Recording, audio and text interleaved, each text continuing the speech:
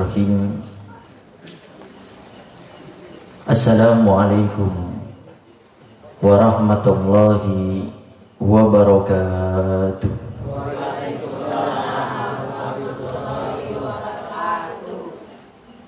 Alhamdulillah. Alhamdulillahi rabbil alamin. Wassalatu wassalamu ala asyrafil anbiya'i wa mursalin sayyidina wa habibina wa syafi'ina wa qurrati a'yunina wa nuri qulubina Muhammad habibi rabbil alamin wa ala alihi wa sahbihi ajma'in. Allahumma salli wa sallim ala sayyidina Muhammad tibbil qulub badawaiha wa afiyatil abdani wa shifaiha wa nuril absari wa diyaiha wa qutil arwah wa gidaiha wa la'ali wa sahbihi wa sallim. Allahumma ja'al sarirati khairan minal niyati wa jalalaniyati salihah amma ba'du.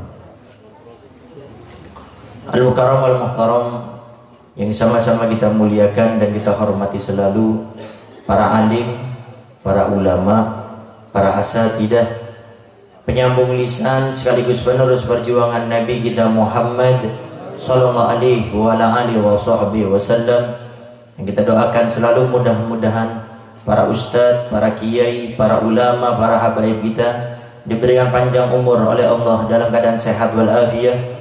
Allah subhanahu wa ta'ala berikan kemudahan kepada beliau, baik itu urusan dunia maupun urusan akhiratnya. Allah subhanahu wa ta'ala jauhkan beliau-beliau semuanya daripada fitnah yang terjadi di akhir zaman ini, insyaallah. Amin, amin ya rabbal alamin. Dan juga tidak mengurangi rasa hormat kami kepada segenap para sepuh, para tokoh masyarakat, para ustadz, para kiai, bil khusus kepada Bapak Kiai Sarpin dan juga kesepuhan kita Bapak Haji Awang, yang kita doakan mudah-mudahan beliau-beliau semuanya selalu diberikan panjang umur oleh Allah dalam keadaan sehat walafiat. Allah subhanahu wa ta'ala berikan segala kemudahan baik itu urusan dunia maupun urusan akhiratnya, dan mudah-mudahan Allah berikan kepada beliau semuanya keistiqomahan, kesabaran, keikhlasan dalam membimbing kita semuanya untuk menjadi manusia yang mulia di dunia sampai di akhirat, insyaallah. Amin, amin ya rabbal alamin. Dan juga tidak mengurangi rasa hormat kami kepada segenap aparat pemerintah desa, baik itu Pak RT, Pak RW, dan juga segenap para orang tua kami, para bapak dan ibu-ibu, para hadirin wal hadirat, terkhusus kepada sahibul bait, sahibul hajah, Bapak Oom, Bapak Nah, tadi malam lupa nggak nanya nama, jadi gini, yang insya Allah besok sore akan melangsungkan akad nikah anak beliau yang bernama Ananda Egi Setiawan ya. Sudah nanya jadi agak paham. Kita doakan mudah-mudahan malam hari ini dengan acara ini menjadi sebab acara besok dimudahkan oleh Allah Subhanahu wa taala, dan mudah-mudahan hujan yang malam hari ini diguyurkan oleh Allah menjadi tanda mudah-mudahan acara di esok hari diberikan keberkahan oleh Allah Subhanahu wa taala, dan mudah-mudahan acara di besok hari di sore hari insya Allah tidak ada hujan karena hujannya ditakdim pada malam hari ini, insya Allah. Amin, amin ya rabbal alamin. Para hadirin wal hadirat yang dimuliakan oleh Allah Subhanahu wa taala, berbicara masalah pernikahan, siapapun orang kalau sudah menikah pingin mendapatkan rumah tangga yang sakinah mawaddah warahmah, siapapun dia, mau dia notaben belakangnya dulunya seorang perampok, nikah pasti pingin samawa sakinah mawaddah warahmah. Maaf, naudzubillah min dzalik. Ada seorang perempuan yang biasa menjual dirinya, dia menikah, dia pingin merindukan rumah tangga yang sakinah mawaddah warahmah semuanya. Tetapi terkadang ucapan yang dia ucapkan dengan niat ingin mendapatkan rumah tangga tersebut, tetapi tidak dibarengi dengan cara-cara yang benar dan baik, sehingga akhirnya Allah tidak berikan keberkahan dalam rumah tangga tersebut. Dia hanya menikah sampai ternyata naudzubillah min dzalik di dalam rumah tangganya cekcok, ribut, bahkan naudzubillah min dzalik sampai akhirnya bercerai. Sehingga di sini para ulama kita memberikan tata cara yang harus diingat kepada siapapun yang akan menikah, khususnya kepada akhina Egi. Mana Kang Egi? Nah, ada pas di situ, jadi ngeliatnya enak. Ya. Ini ada beberapa yang harus diingat. Dan malam hari ini kita bisa lihat ini diantara cara yang benar yang akan mengundang keberkahan di dalam rumah tangga tersebut. Jadi sebelum kita menikah, undanglah daripada keberkahan tersebut agar rumah tangga kita ini betul-betul sakinah wa warahmah. Sehingga keberkahan ini tidak akan didapat oleh seorang kecuali dengan cara yang baik, yaitu caranya Nabi kita Muhammad SAW mematuhi syariatnya. Makanya kadang-kadang saya pribadi miris kalau ada orang ngadakan acara walimatul arus keluar bukan jutaan, puluhan, bahkan saya pernah dengar ada yang ratusan sampai miliaran. Ternyata di acara tersebut berseberangan, tidak mengikuti daripada syariat Nabi Muhammad SAW, sehingga rumah tangganya cekcok, bahkan saya pernah dengar beberapa sampai bercerai. Oleh karenanya kita lihat dalam acara ini mengadakan acara maulid, bagaimana rumah tangga yang akan dibina tidak berkah. Diadakan acara maulid Nabi Muhammad SAW, kemudian belajar ilmu agama. Ini suatu yang penting. Mungkin sepele menurut sebagian orang, tapi para aulia, orang-orang soleh kita zaman dulu sangat betul-betul memperhatikan masalah ini. Sampai maaf, mereka itu kalau belum sah tidak boleh ketemu sama sekali. Waktu lamaran, khitbah, tunangan, itu tidak boleh ketemu sama sekali. Saking mereka menjaga agar rumah tangganya ini diberikan keberkahan oleh Allah. Kalau sekarang naudzubillah min dzalik, lamaran dikira separuh halal, sehingga kalau malam minggu boleh ngedet kalau bahasa orang sekarang, atau berduaan di rumahnya. Bahkan kan naudzubillah min dzalik dikasih izin lagi sama orang tuanya. Ini yang kita takutkan tidak mengundang keberkahan. Tapi kalau kita menyadari itu dulu Habib, sekarang saya ingin jadi benar dan baik, maka Allah akan tetap berikan keberkahan kepada kita. Karena Allah akan mengubah satu kaum, satu kelompok kalau dia berusaha untuk mengubahnya. Tapi kalau dia tidak mau mengubahnya, Allah tidak akan rubah itu kelompok, itu perorangan daripada mereka. Nah, sehingga dalam acara ini kita lihat acara yang luar biasa, acara yang perlu kita contoh untuk mengundang daripada keberkahan tersebut. Saya ambil contoh di zaman dulu, ada seorang yang hidupnya itu dia pengen berkah, bukan banyak, bukan kaya, berkah. Dikisahkan dalam salah satu kitab, saya lupa kitabnya, beliau ini pernah bermimpi. Dalam mimpinya itu dia didatangi oleh seorang, diberikan uang kepadanya 1000 dinar. Dulu uang itu tidak ada rupiah, tidak ada dolar, pound sterling atau rupiah, tidak ada. Kalau tidak dirham, uang perak, dinar, uang emas. Nah waktu itu dalam mimpinya diberi oleh orang 1000 dinar. Apa kata orang yang hidupnya cuma pengen cari berkah, ini 1000 dinar ada berkahnya enggak? Kemudian dijawab 1000 dinar tidak ada berkahnya, aku tidak mau. Tidak lama dia bangun dari tidurnya. Besok malamnya mimpi lagi, ketemu orang yang sama, diberi uang juga, cuma lebih kecil lagi.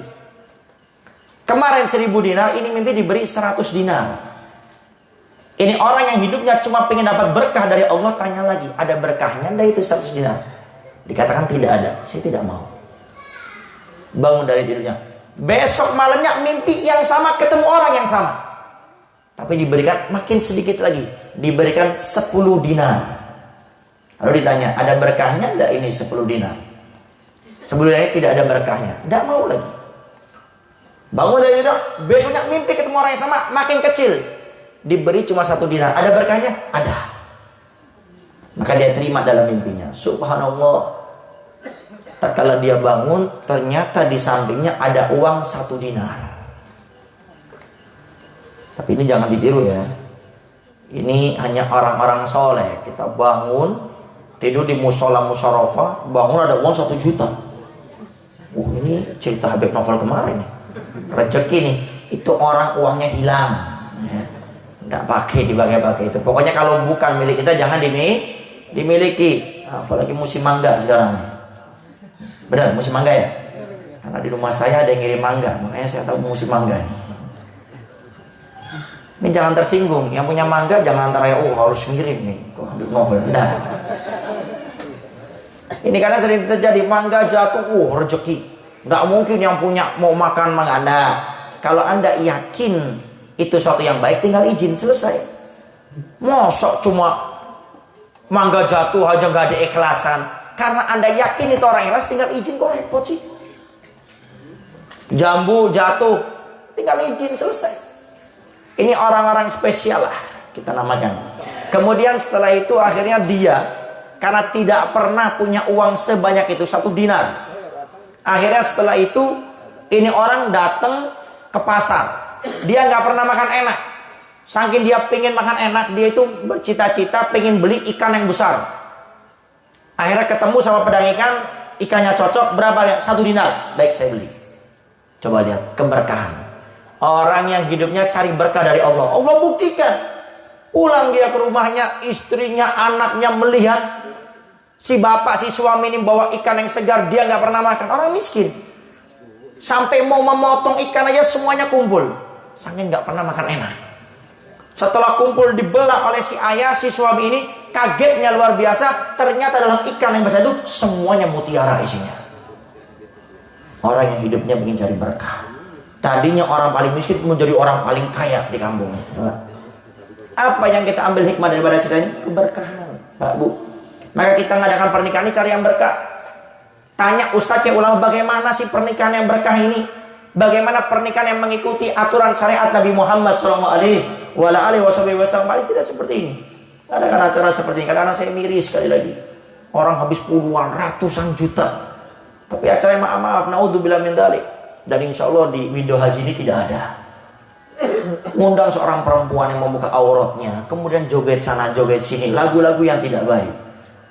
Yang saya kasihan itu bukan siapa-siapa, yang nikah. Bagaimana dia akan dapat keberkahan seperti itu? Keberkahan Allah berikan kalau mereka taat kepada Allah. Nah, ini tidak taat kepada Allah. Dalam hadis Arba'in An-Nawawiyah itu diceritakan ada orang melakukan perjalanan musafir, termasuk doa di antara 3 doa yang cepat dikabulkan oleh Allah, doanya musafir. Makanya kalau ada orang perjalanan jauh, minta doa. Itu doa kata Nabi Muhammad SAW cepat dikabulkan. Ini musafir. Tatkala datang, ini orang di depan Nabi, itu dilihat as-aso akbar. Jadi rambutnya ini penuh dengan debu sudah. Kemudian dia mengangkat tangannya, yamuddu yadai ila sama. Mengangkat tangannya meminta kepada Allah Subhanahu wa taala, ya Rabbi, ya Rabbi. Doanya musafir akan dikabulkan oleh Allah. Tapi apa kata Nabi? Wa mat'amuhu haram, wa mashrabuhu haram, wa malbasahu haram, wa gudiya bil haram, fa anna yustajabulah, kata Nabi. Ini musafir, walaupun doanya mustajab, tapi kata Nabi dia makannya dari yang haram, dia minumnya dari yang haram, pakaian yang dia pakai didapat dari yang haram, pekerjaan dia pekerjaan yang haram. Fa'anna yustajabulah, bagaimana Allah akan mengkabulkan doanya dari sesuatu yang haram. Nah sekarang bagaimana orang mengadakan acara tapi mengundang sesuatu yang haram yang dimurkai oleh Allah, bagaimana dikabulkan oleh Allah? Walaupun si MC bolak-balik teriak-teriak ini yang nikah sama wasakina wadawara, tidak akan diberikan oleh Allah Subhanahu wa taala. Kenapa? Karena dia melakukan sesuatu yang dimurkai oleh Allah Subhanahu wa taala. Coba lihat kalau kita ingin lihat pernikahan yang Islami, tidak usah kita ke Hadramut yang kejauhan. Lihat pernikahannya para ustadz kita, kiai-kiai kita, ulama kita, habaib kita, anak-anak mereka. Coba lihat, betul-betul dijaga. Selama belum qabil itu tidak boleh ketemu. Jadi tidak bakal dipertemukan sama sekali. Bahkan maaf, tidak ada istilah apa bahasa sekarang, foto prawedding, ya? Prawedding. Belum nikah fotonya sudah ada. Nah, makanya ini kalau ada apa kameramen, Kang Robi, ada Kang Robi. Mana?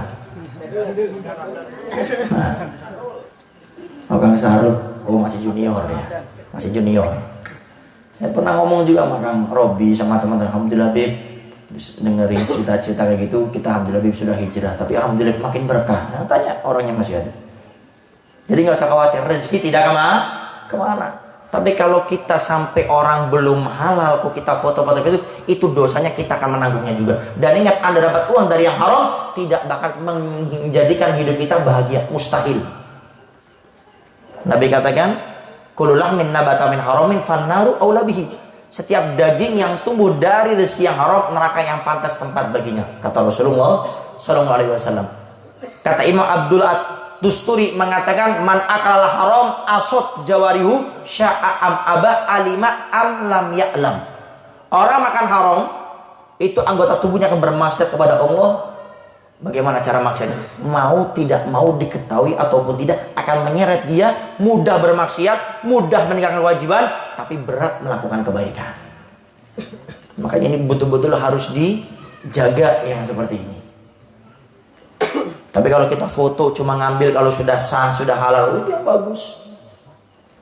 Itu yang jadikan keberkahan. Sama sound system. Pak, sound system ada? Pak, sound system ada.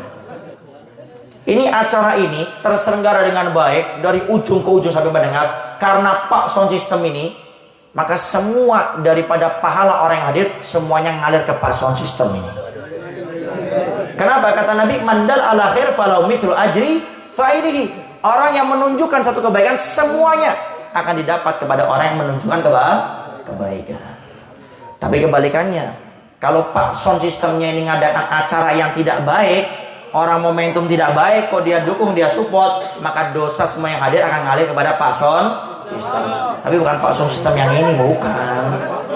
Kalau yang saya tunjuk tadi yang baik, kalau yang tidak baik itu sangat jauh, tidak kelihatan. Kalau ini yang baik, buktinya acaranya. Ya, baik.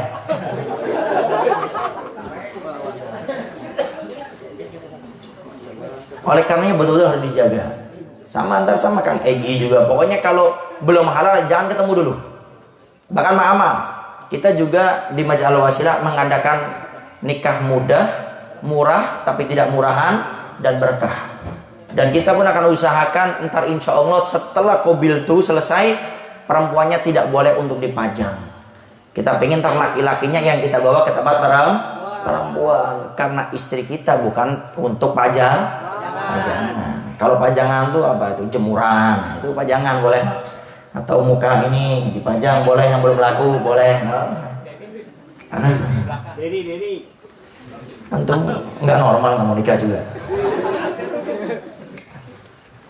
Nah, sehingga ini sekali lagi yang di awal Ping Alif katakan, keberkahan itu harus kita cari agar rumah tangga kita ini betul-betul sakinah mawaddah warahmah. Jadi betul-betul harus kita berusaha untuk mewujudkan hal tersebut. Dan juga doa-doanya ada. Ini Kang Egi nggak tahu sudah apa belum doanya kalau ketemu istri. Udah apa? Ketemu istri sudah? Belum,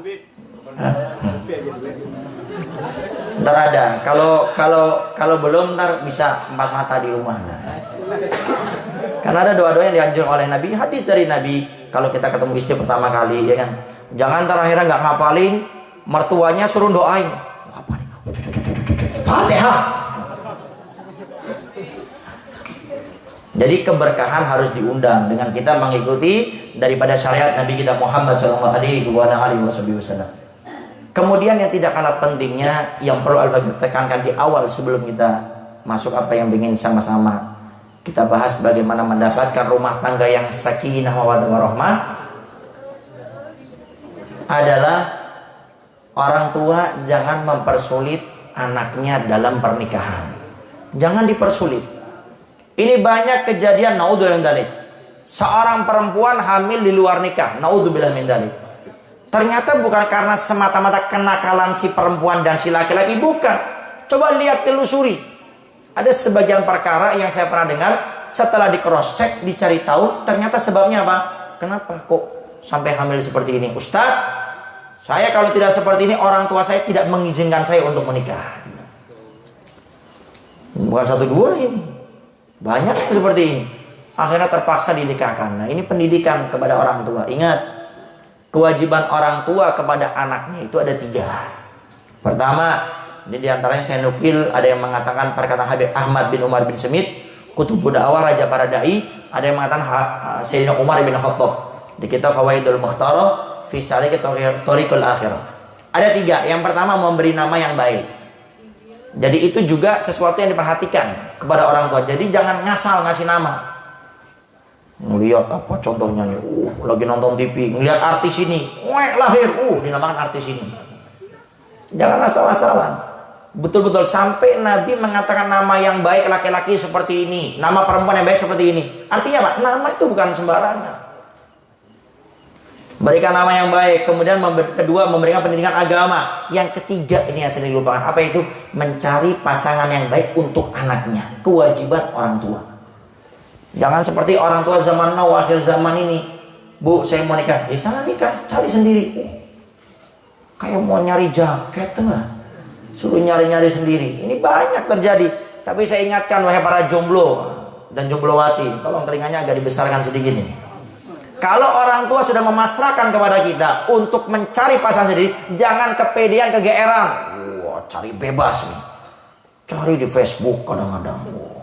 Di media sosial, masuk biro jodoh. Ya Allah, murahan banget. Mau nikah sampai masuk biro jodoh. Sehingga kalau orang tua memasrahkan kepada kita, jangan kepedean, kegeeran. Apa yang harus saya lakukan, Ustaz? Datang kepada Ustadz Kiai. Untuk kita dicarikan laki-laki atau perempuan agamanya baik. Datang pakai sapin, saya mau nikah, stoknya masih ada ndak? Maksudnya apa? Laki-laki perempuannya masih ada ndak untuk saya? Baik itu yang laki-laki yang maju beliau atau yang perempuan. Oh sudah ndak ada, sudah habis. Datang ke Ustadz Musli itu. Atau datang ke siapa? Harus seperti itu. Karena maaf, ini bukan perkara mungkin yang menurut kita biasa. Ini nikah bukan untuk sehari dua hari. Bukan seminggu, 2 minggu, setahun, 2 tahun. Ini untuk selamanya. Maaf, kita nih yang laki-laki. Saya contoh nih, kalau saya ingin beli gamis, ini harus saya pakai. Saya lihat dulu, ngepas enggak ke bagian bawah. Kemudian di pundak, enak enggak. Kemudian kalau saya mau wudhu, ngangkat saya punya kerah ini, lebar enggak, enak enggak. Itu saya lihat betul-betul. Kita sebagai laki-laki pasti kayak gitu. Perempuan pun, wah apalagi perempuan. Belinya satu yang dicoba 100 mungkin. Kadang nggak jadi lagi yang satu. Itu untuk beli baju. Lalu kita untuk cari pasangan harus lebih daripada itu.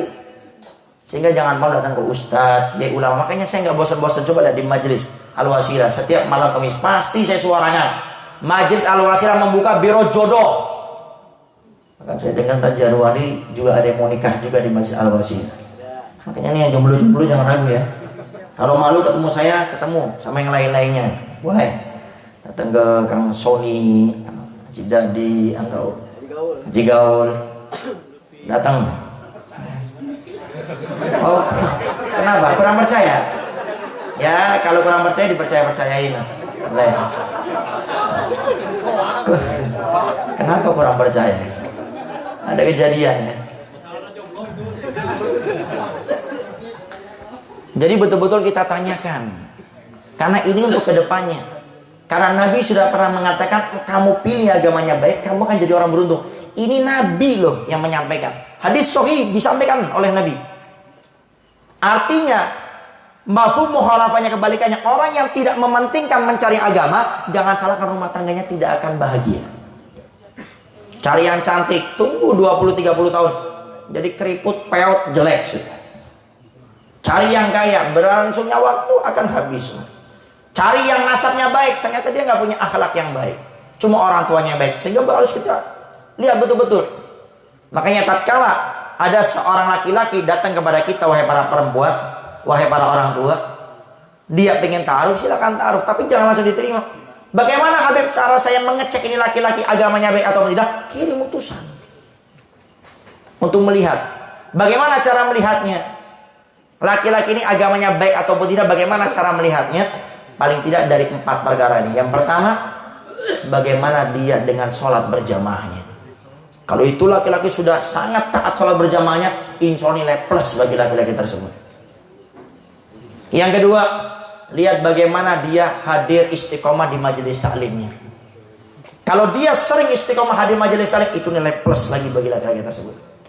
Yang ketiga, bagaimana dia dengan orang tuanya, baik tidak dengan orang tuanya.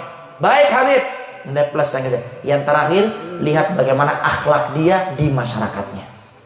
Kalau itu baik, maka tinggal Anda beristikharah. Kalau Anda beristikharah sudah mantap, hatinya tenang, kemudian makin dilihatkan kebaikan-kebaikannya, itulah jawaban dari Allah bahwasanya itu laki-laki adalah laki-laki yang agamanya baik. Dan ini perlu sekali lagi kita perhatikan. Tapi intinya tetap kembali kepada orang tua. Jangan dipersulit, Pak Bu. Bahkan maaf ada anak kita mungkin sudah 17 tahun, 18 tahun ingin menikah. Ingin menikah. Maka jangan dipersulit. Habib, tapi dalam KUA harus 19 kalau tidak salah. Harus 19 tahun, bagaimana Habib? Jangan dipersulit. Anda ngobrol sama pihak KUA-nya. Ngobrol yang enak. Ini kalau tidak menikah takutnya akan pacaran, takutnya jatuh kepada berzina. Entah bisa diatur. Diobrolkan. Adanya daripada takaran 19 tahun itu kenapa? Karena di usia itu dikatakan orang akalnya sudah matang. Karena nikah juga perlu kematangan, perlu bijak. Jangan seorang suami merasa tidak cocok dengan istrinya, masak sayur asam garamnya kurang langsung kamu saya ceraikan. Ini sering terjadi seperti ini. Tapi jangan juga melarang orang nikahmu muda. Nikah muda boleh sah, tidak menjadi masalah. Tidak ada tolak ukur usia. Yang penting dia itu betul-betul sudah matang dalam kepribadiannya. Sehingga para orang tua sekali lagi jangan dipersulit anaknya. Mulai sekarang anaknya itu sudah mulai kita cari nih. Untuk anak perempuan saya mana nih? Biar nyarinya di mana? Nggak usah jauh-jauh. Lihat malam Kamis di Majlis Al-Wasilah gitu. Bisa lihat entar di sana. Oh, ini sering hadir majelis taklim. Kemudian lihat di musala musyawarah, sering salat berjamaah enggak? Kemudian lihat sama orang tuanya bagaimana, baik atau tidak. Kemudian tanya sama warga sekitar. Kalau baik, nah kasih tanda. Nah, ini insya Allah untuk anak perempuan saya. Dan jangan malu loh Pak Bu ya. Ada sebagian orang tua tuh malu untuk bertanya. Ini kebaikan. Banyak orang melakukan kejelekan di luar sana, mengizinkan anaknya berhubungan laki perempuan dengan mahramnya, tidak malu. Saya pribadi waktu menikah, ya, itu saya kebetulan orang tua saya sudah meninggal 2012 sama 2013. Sehingga orang tua saya, nenek saya waktu itu nenek saya gencar mencari. Novel ini sudah waktunya nikah, gencar mencari. Sampai akhirnya mencarinya sampai ke Bandung. Setelah ketemu di Bandung, kemudian dicari tahu betul-betul ini perempuan bagaimana. Setelah baik, nikah. Sehingga tolong para orang jangan dipersulit. Ingat kata Nabi, barang siapa yang mempersulit urusan orang menikah, Allah akan persulit urusan dia dalam dunianya. Termasuk juga orang tua. Para hadirin wa hadirat yang dimuliakan oleh Allah Subhanahu wa taala. Lalu bagaimana sih cara untuk mendapatkan rumah tangga yang sakinah mawaddah warahmah? Yang pertama, harus memahami tanggung jawabnya masing-masing. Baik itu si laki-laki, si suami, ataupun si perempuan, si istri. Harus tahu tanggung jawabnya. Laki-laki apa tanggung jawab? Cari nafkah, maka cari nafkah yang benar. Ada seorang laki-laki kadang dia itu sudah menikah itu nggak mau cari nafkah, tidak ada baiknya. Padahal yang saya tahu setiap di akad nikah itu pasti disebutkan. Hampir dimanapun disebutkan. Saya Fulan bin Fulan, kalau saya selama 4 bulan kalau tidak saya tidak memberikan nafkah kepada istri saya Fulanah binti Fulan, akan terjatuhkan talak 1 kepadanya. Maka cari nafkah itu betul-betul wajib. Sehingga wahai para suami, jangan Anda santai-santai. Sudah tahu menikah, ya cari kerja semaksimal mungkin semampunya. Ini kadang-kadang sudah nggak mau kerja, ngabisin duit lagi, buang-buang duit lagi. Kadang uangnya istri diambil lagi. Maka saya ingatkan, naudzubillah min dzalik, kalau ada suami yang seperti ini, tidak ada baiknya Anda hidup dengan laki-laki yang seperti itu. Di zaman Nabi itu diceritakan, ini cerita perlu kita angkat biar tidak salah paham. Ada seorang perempuan sahabiah datang kepada Nabi. Wahai Rasulullah, suami saya sudah 4 bulan tidak ngasih nafkah sama saya. Boleh tidak saya menceraikan dia? Boleh tidak saya minta cerai kepada suami saya? Kata Nabi, aku beri engkau 2 pilihan. Pilih di antara 2 ini. Yang pertama, kamu boleh minta cerai karena dia tidak memberikan nafkah kepadamu selama 4 bulan. Yang kedua, kamu bersabar, kamu bantu suamimu, maka Allah akan berikan surga kepadamu karena kesabaranmu. Mana yang kau pilih? Perempuan tersebut menjawab, ya Rasulullah, saya pilih yang kedua.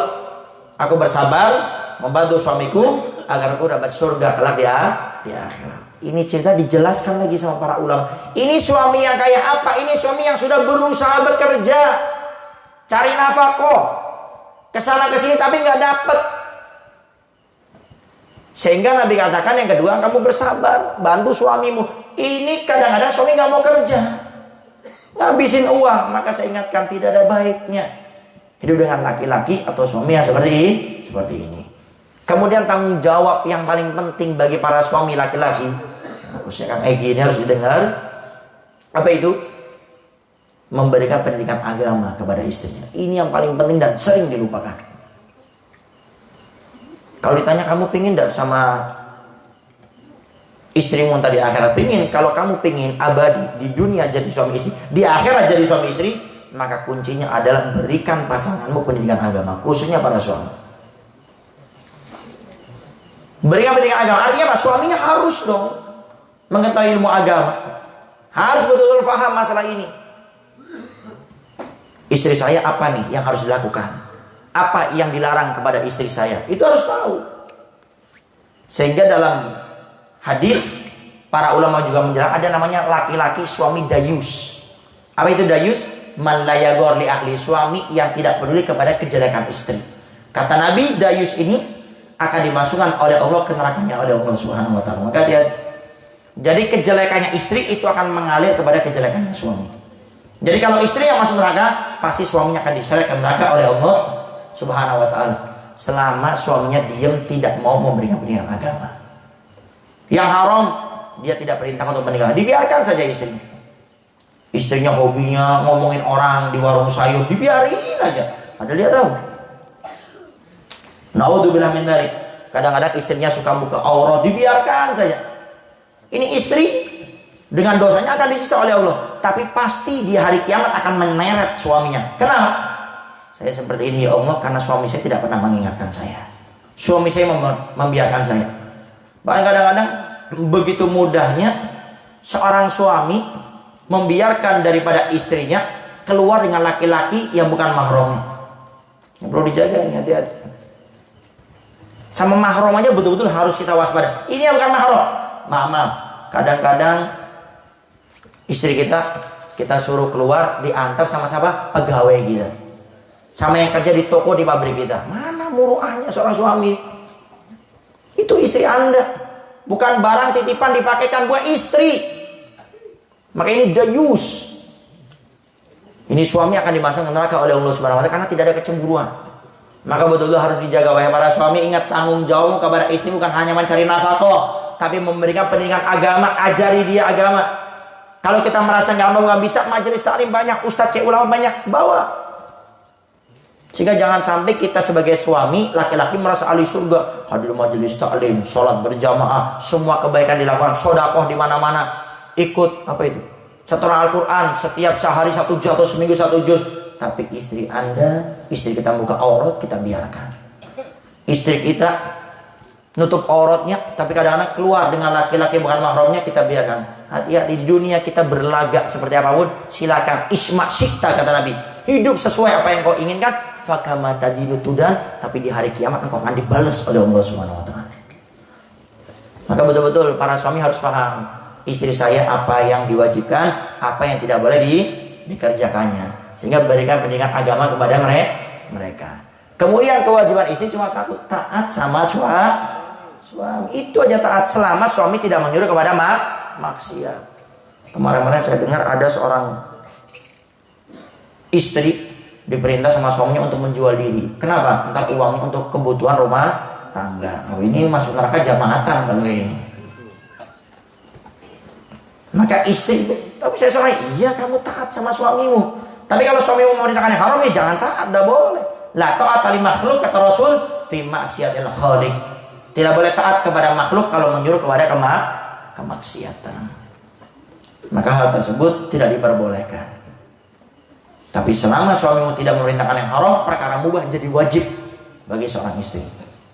Contoh, seorang istri diperintah sama suaminya, "Dek, buat teh." "Ah, males." Hati-hati, neraka itu bagi istri. Yang taat, yang nurut sama suami.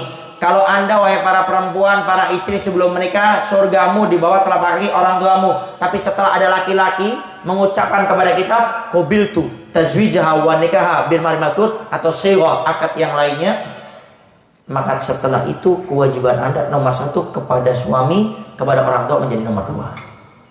Ini yang kadang-kadang sering dilupakan. Oleh karenanya para istri, taatlah kepada suamimu. Bahkan sampai ada cerita luar biasa, ini tidak tahu. istri seperti ini ada di akhir zaman ini? Ada seorang istri yang dia ini waktu di rumah, suaminya pesan kayak gini, istriku, jangan kamu keluar rumah ya, sampai aku datang. Baik. Suami pergi bekerja, datang kabar dari luar. Bu, kalau bahasa sekarang ya, maaf bu, ayah anda sudah sakit. Baik.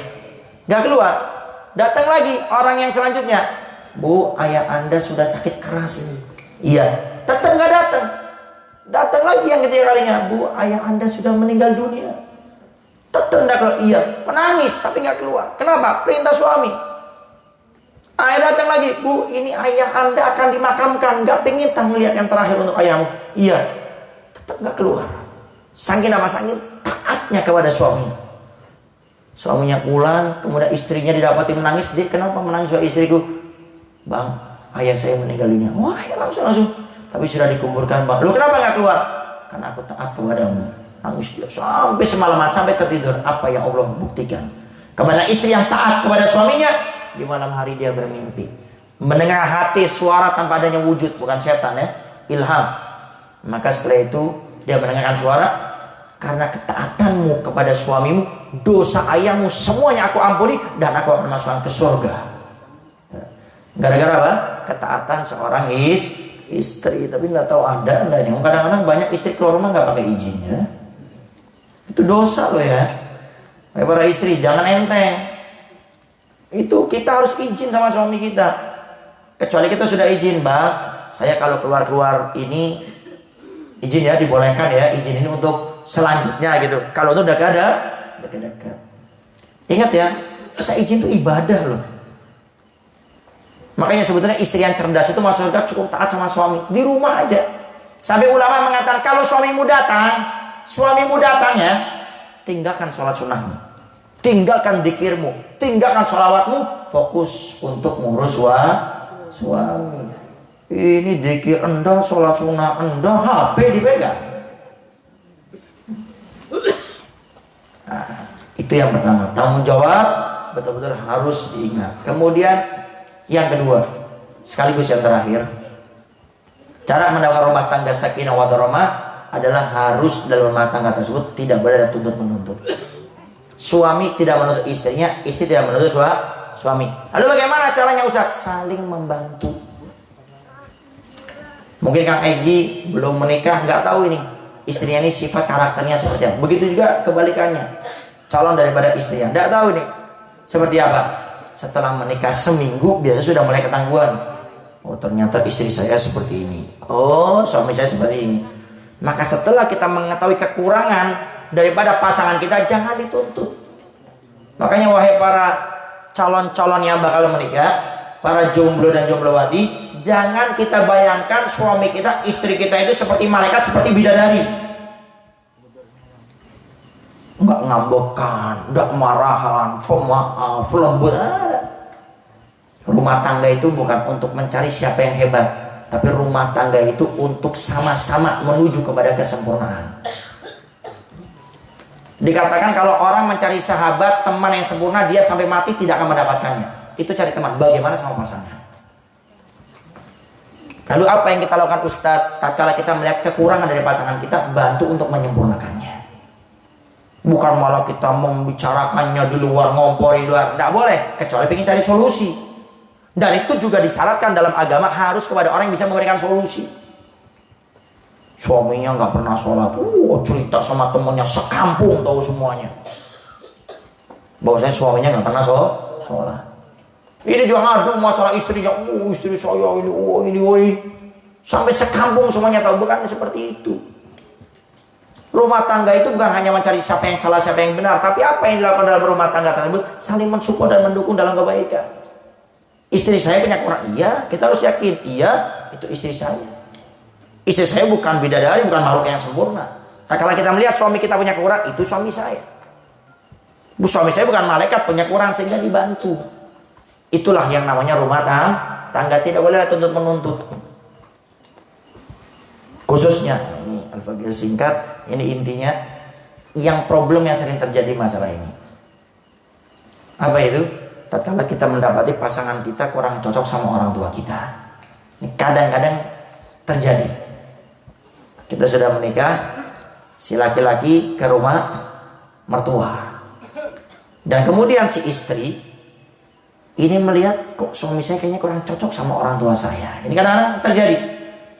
Nah, kala itu kaidah ini dipegang, tidak boleh tuntut-menuntut. Jangan dibilang, "Bang, kenapa sih sama orang tua saya? Ada masalah atau utang kan orang tua saya sebelum nikah? Kok sampai segininya nyapa aja ya?" Begitu kan, ntar sebaliknya. Lalu apa yang dilakukan? Ini rumus ini. Ini kayaknya sepele, cuma ini sudah dibuktikan luar biasa. Tatkala kita mendapati pasangan kita kurang cocok sama orang tua kita, jangan dituntut. Bagaimana caranya?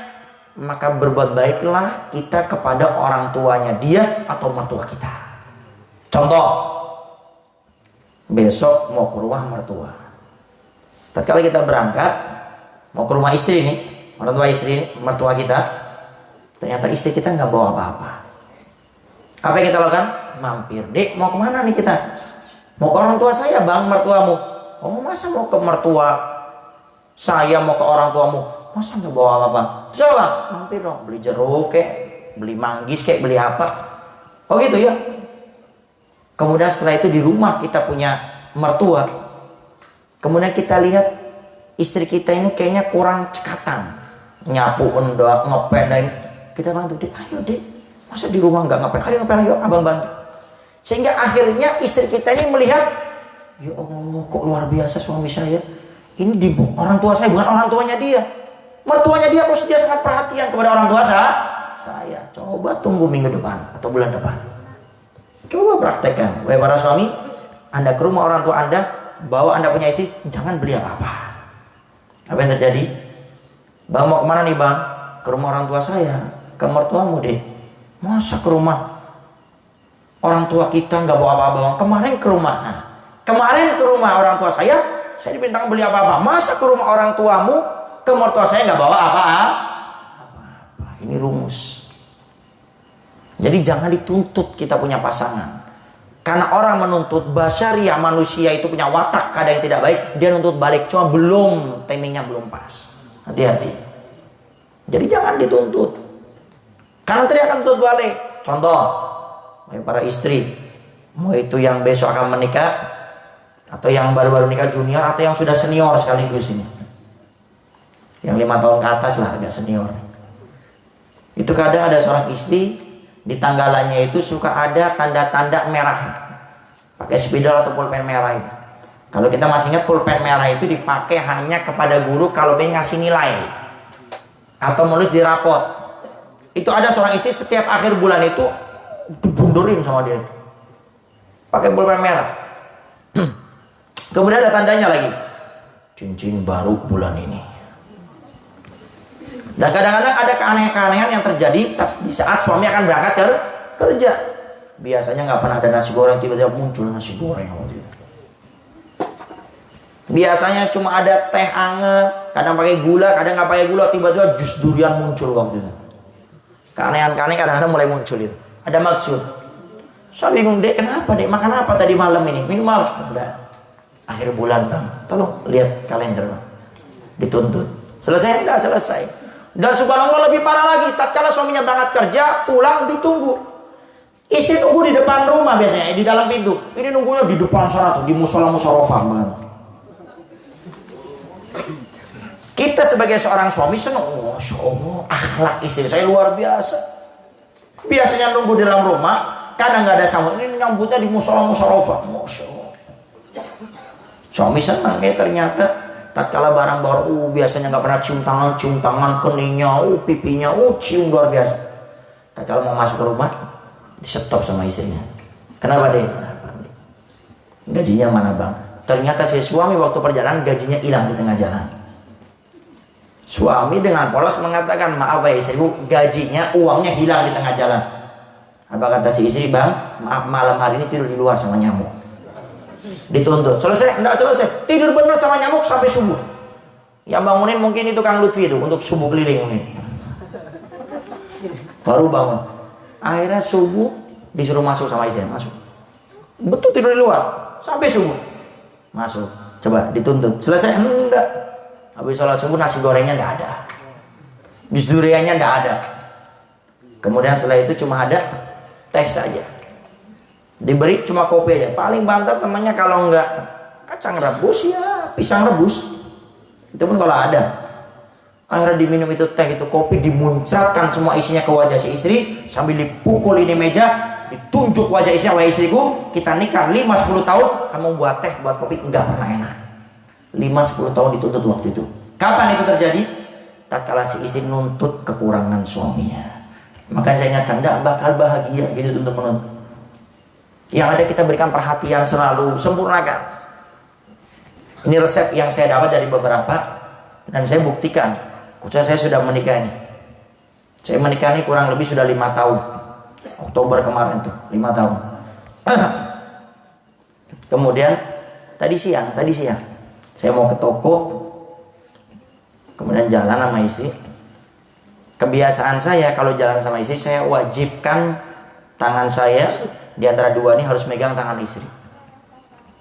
Akhirnya pas perjalanan pulang dari toko, istri saya bilang, nggak apa-apa ya, nggak ada istri saya juga. Istri saya bilang seperti ini, manggil Abi ya, Bi, kita ini nikah ini bukan baru, cuma masya Allah masih pegangan terus kayak pengantin baru. Apa yang saya ambil dari ucapan ini, Imam Syafi'i, imam madhab kita Imam Syafi'i itu belajar haid dengan jelas tatkala bertanya dengan seorang perempuan. Saya pun mengetahui ini dengan jelas dan detail setelah saya menikah. Ternyata seorang perempuan itu cuma butuh perhatian. Makanya wahai para suami yang sudah senior, jangan sok cool kalau di hadapan istri. Kok megang tangan, alasannya, dek saya punya wudhu, jangan pegang. Kata Beb Novel, suami istri bersentuhan batal wudhunya. Citak ini suaminya. Kalau belajar jangan sambil ngantuk. Ini belajar ngopi. Majelis taklim malam Kamis malah ngopi di belakang, ngobrol lagi. Kang Sony sama Haji Gaul namanya. Contoh, padahal beliau kan udah orang soleh beliau ini. Kalau nggak orang soleh masalah jodoh saya pasrahkan sama beliau, mustahil ya. Jadi kalau lagi dijatuhkan, angkat lagi biar semangat. Jadi memang betul-betul seperti itu. Makanya usia Kang Egi entar kalau sudah menikah, tolong diingat, jangan malu. Biarkan orang berbicara, cicuit, biarin, belum ngerasain dia. Kalau sudah ngerasain baru tahu rasa. Jadi memang betul-betul perhatian itu penting. Ya, yang senior-senior ya, jangan pernah malu. Pokoknya saya pribadi coba lihat, bukan saya pamer apa enggak, memang ini harus seperti itu. Jadi istri itu makin senang sama kita bukan dikasih emas, cincin, kan ada itu yang kalau jalan-jalan dibawa kemana, sampai dibawa mungkin ke apa itu Kuningan, Gunung Cermai dibawa sampai ke ujungnya, enggak bangga istri. Dibawa ke tempat makan yang enggak. Yang dia inginkan itu bagaimana kita sebagai seorang suami perhatian kepada mereka. Walaupun kita sudah tua, perhatian itu penting. Dan jangan ada istilah mudah-mudahan kita doakan Kang kita doakan orang itu mudah-mudahan nikahnya sampai tua. Tua akhirnya bercerai. Ada kejadian itu. Ini saya dengar dari kita punya guru Buya Yahya, mungkin ini ada kejadian di surat kabar kalau nggak salah masuk. Kata lo ini mungkin doanya seperti itu. Kita doakan mudah-mudahan yang mempelai kedua ini, mudah-mudahan dia akan diberikan rumah tangga yang sakinah wa warahmah sampai tua. Itu wajar ya. Kalau doa jangan main-main, yang benar. Para hadirin wa hadirat yang dimuliakan oleh Allah Subhanahu wa taala. Itu saja yang bisa bagian sampaikan. Khususnya kepada Kang Egi atau yang lain-lainnya, tolong ya perhatikan kita punya pasangan kita dengan baik. Khususnya tadi jangan lupa belajar ilmu agama. Makanya kalau ingin tahu nih seorang yang menikah itu betul dapat berkah, yang tadinya sudah sering hadir majelis taklim, makin setelah menikah makin rajin. Jadi kita lihat Kang Egi nih. Kang Egi ini aktif di Masjid Al Wasilah Tongkrongan. Setelah menikah absen. Nah, ini perlu dicek ini. Ya, ingat, jangan sampai juga kita lupa kepada ustaz-ustaz kita, kiai kita, ulama kita. Sebelum menikah, dipepet. Gimana? Setelah menikah, bye. Ada yang kayak gitu ya. Bahkan sudah menikah, istrinya nggak pernah dibawa, suaminya nggak pernah dibawa, bawa kenalkan pada ustaz ya ulama, minta arahan, minta doa. Nah ini di sini ada Ustaz Musli, Kiai Sarfin, dari istrinya dibawa, minta wejangan, minta penting. Karena namanya orang sudah berumah tangga itu hidupnya selalu bersama. Ya, baik itu saja yang bisa Al-Bagir sampaikan. Kita doakan mudah-mudahan Kang Egi besok pernikahannya dilancarkan oleh Allah, diberikan rumah tangga yang sakinah wa warahmah. Mudah-mudahan setelah menikah makin rajin ibadahnya, makin istiqomah hadir majelis taklimnya, makin baik dengan orang tuanya, dan mudah-mudahan mendapatkan keturunan anak-anak yang soleh dan soleh. Itu saja yang bisa Al-Bagir sampaikan. Ada doa insya Allah ditutup oleh Pak Kiai Sarfin. Itu saja yang bisa Al-Bagir sampaikan. Kurang lebihnya Al-Bagir minta maaf dan mohon doanya selalu. Akhirul kalam. Assalamualaikum warahmatullahi wabarakatuh.